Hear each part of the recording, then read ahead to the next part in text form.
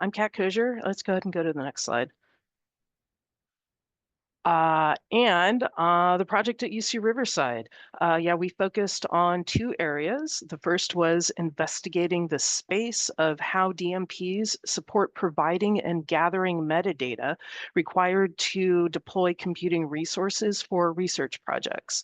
We wanted to create a pipeline between the DMP, between the machine-actionable DMP and a research workflow using the DMP as a source of truth. The second area we worked on was to help track research outputs and to create automatic notifications to campus stakeholders. The UCR team represented three divisions: the Office of Research and Economic Development, the College of Engineering, and the library. We had some challenges midway through the project as I took a new position at Fresno State, but I was able to stay and to coordinate the project. On the next slide, we connect our project goals with our implementation and outcome, which is a proof of concept application that integrates with the DMP tool API to pull in DMP information and provides a portal to deploy virtual machines using Google Cloud Platform. The app also provides a notification and tracking system for various approvals with the initial investigation on sensitive data. On the next slide, I highlight the part of the project, which is our focus for this webinar, the automatic notification of data security plan requirements and centralized approval tracking system.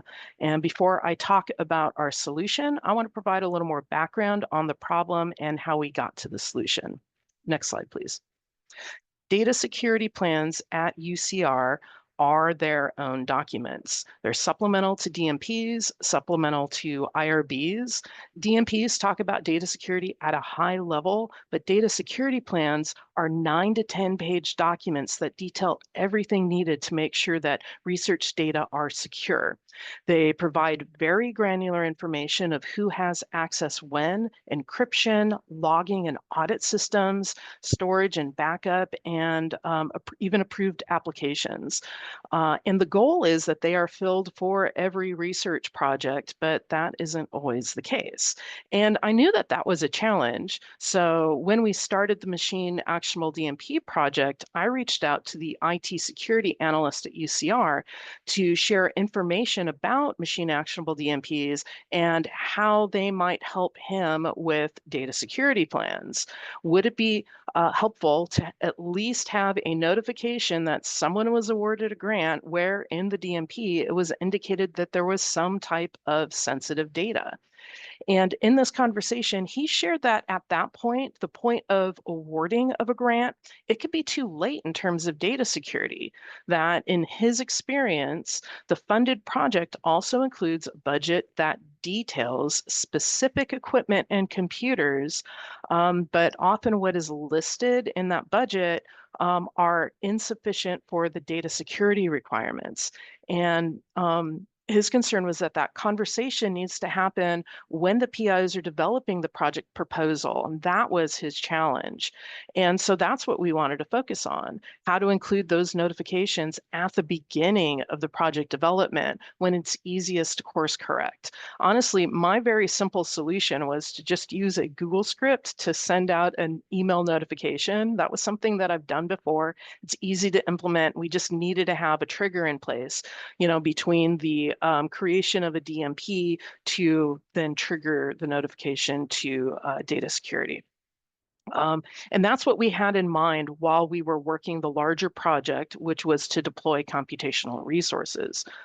And last summer, Victor shared that he had a student employee, Taha, who is a wizard at software development. And what if we just create our own app as a proof of concept for deploying computational resources? And that's what we did. And then as that developed, we were able to incorporate the notifications, and then we were able to incorporate approval tracking into that central app. On the next slide, we see some screenshots of the app. It pulls information from the machine-actionable DMP, which is hosted on the DMP tool, and that information includes an overview of the project, including funding sources and other information gathered by the DMP tool. The next slide has two screenshots. One shows deploying computational resources. The other demonstrates a tracking and commenting system. The tracking and commenting allows documentation of things specific to the project and also provides a centralized place for campus ITS to review and approve things.